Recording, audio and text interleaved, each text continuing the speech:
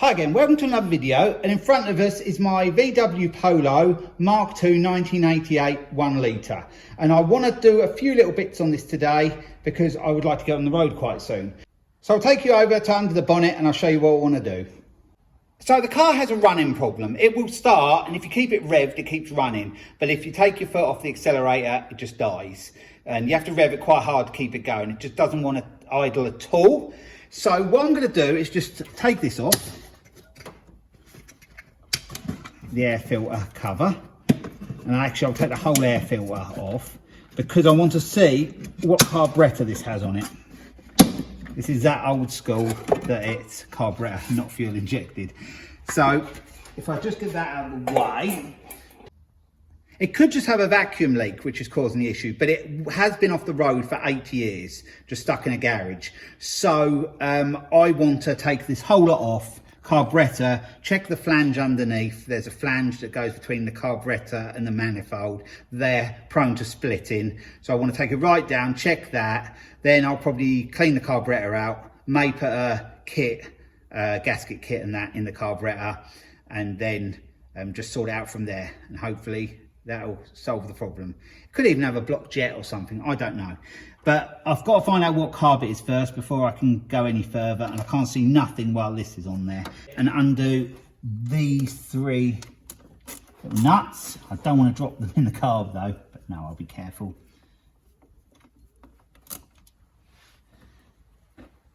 It is a long time since I've worked on a carburetor on a car. Small engines, I've done a lot, but not on a car for years. At least I haven't got an ECU to worry about. But as it's been sitting a long time, I don't know whether it's sitting with old fuel in it or anything like that. So the best thing to do, I think, is to strip it right down, and then I'll be a bit more familiar. So I think the best thing to do is to strip it down. I'll be a bit more clued up about it all then. So that'll come off. I don't know whether there's anything connected underneath. There is a pipe at the back. That'll come off, it does. Is that it? So that's all off now. I did think it may have a Pierberg carb on it, and it does. And it says Germany 1B on it. Not sure that's a model or not of the carb, but it may have other numbers on. But I'm going to get all this off, and it's auto choke as well. I don't know whether that's all working properly, but there was a couple of vacuum pipes off of it, and I did plug them in, and it ran okay for a minute or two. Then it went back to the same problem again. So yeah, I don't really know what's up with it, so I'm just going to investigate and hopefully I'll sort it. So I'm going to carry on getting this carburetor off. There is a couple of hoses there I need to disconnect. I think they're for the auto choke. I'm not sure I've ever took one of these off before. I might have done years and years ago, but I can't remember. So I'm going to try and move these clips around and then try to get them off. These clips are really good. They hold really good, but they're a nightmare to get off. You just can't get in to squeeze them together.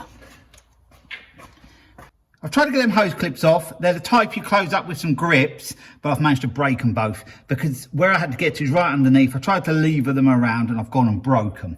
So I'm gonna take the carb off now. I'm gonna undo them two bolts there, lift the carb, and then if the carb's upright, I may be able to get underneath then and get them off. The hose is in really good condition, so I don't want to damage a hose. I might have to, I don't really want to, but I might just have to bring the Dremel up and just go along the top there to weaken them, to cut them off. But we may be able to do something if I can get underneath. But at the moment I'm not worrying too much about that. I've got the throttle cable to disconnect here. That is straightforward. It's really self-explanatory how it comes out. You just lift it out of a bracket, and then the wire just goes around there and pushes out at the bottom.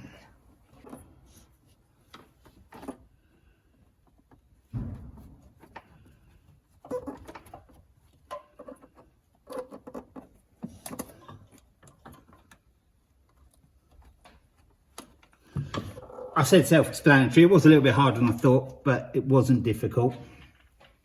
There's a wire on there, so that needs to be unscrewed. So that's come out okay. Just put the screw back in there. There's no wash on the top there. Isn't. So screw that back down. I'm going to have a few bits to disconnect here. There is a bit of wiring here. I've just got to see what's connected to the carb and what goes elsewhere. That just comes undone there, and that goes to the auto choke. I'm going to undo them two there. They're the main two carb bolts.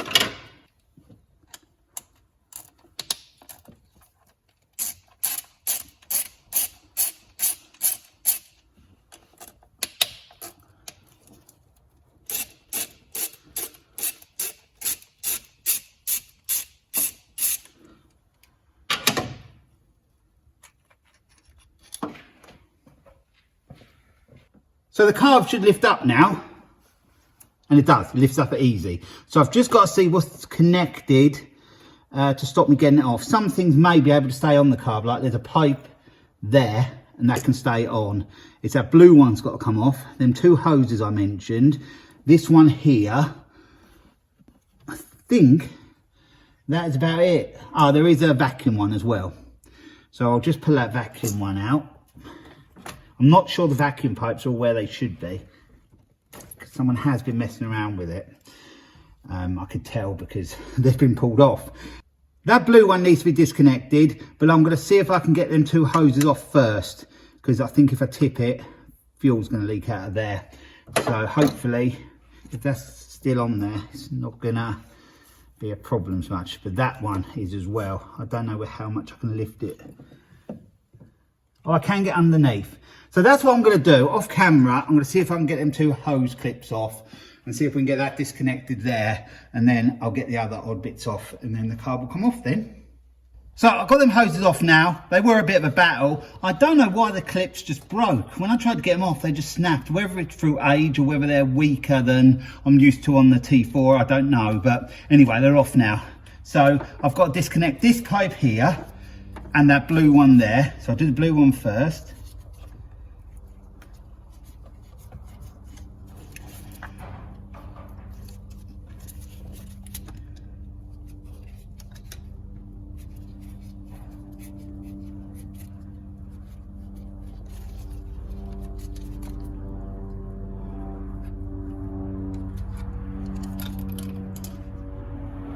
The blue one's off. Now I have to take that one off. It has got one of them clips that just crimp on, so it may just pull off. Hopefully it will, otherwise I'll have to cut it. It's coming.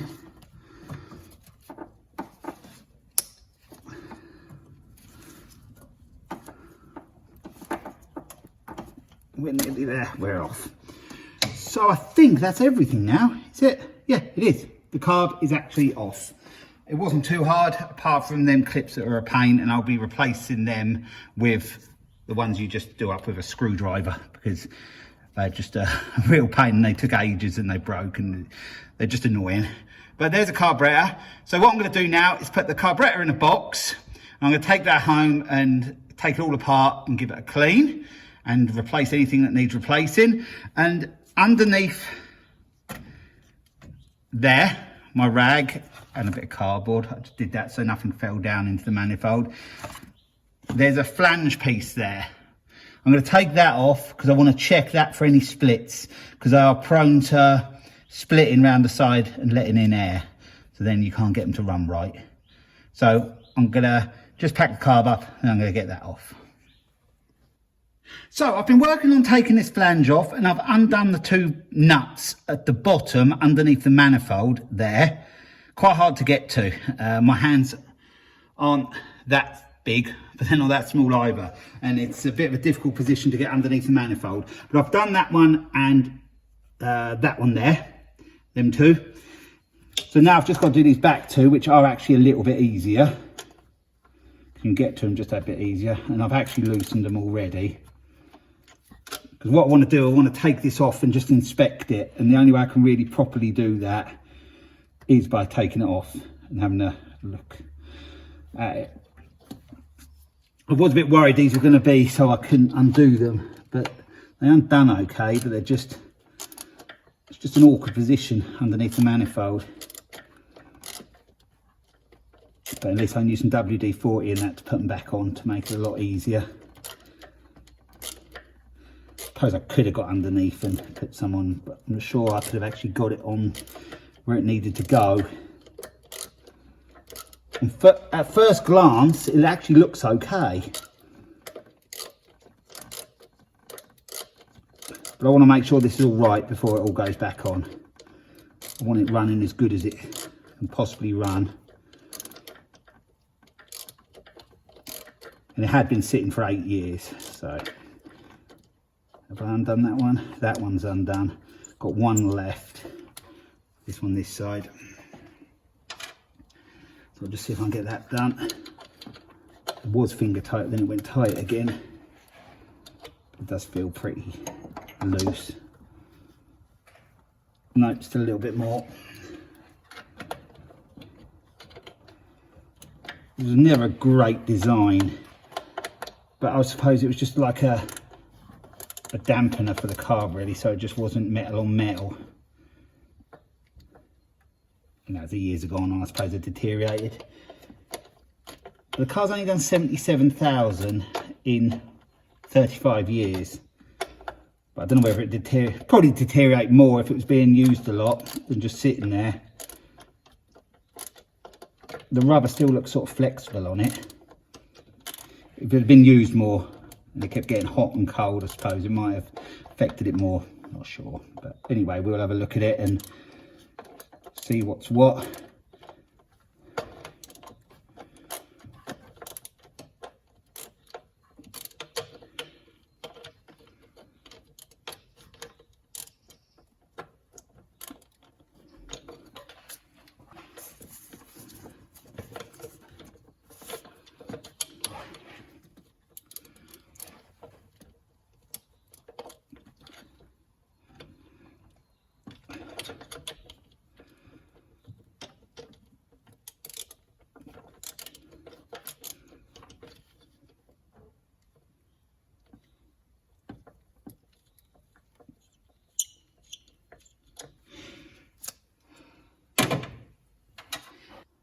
So that last nut took a while to get off, but it's all off now. So this should just lift off here.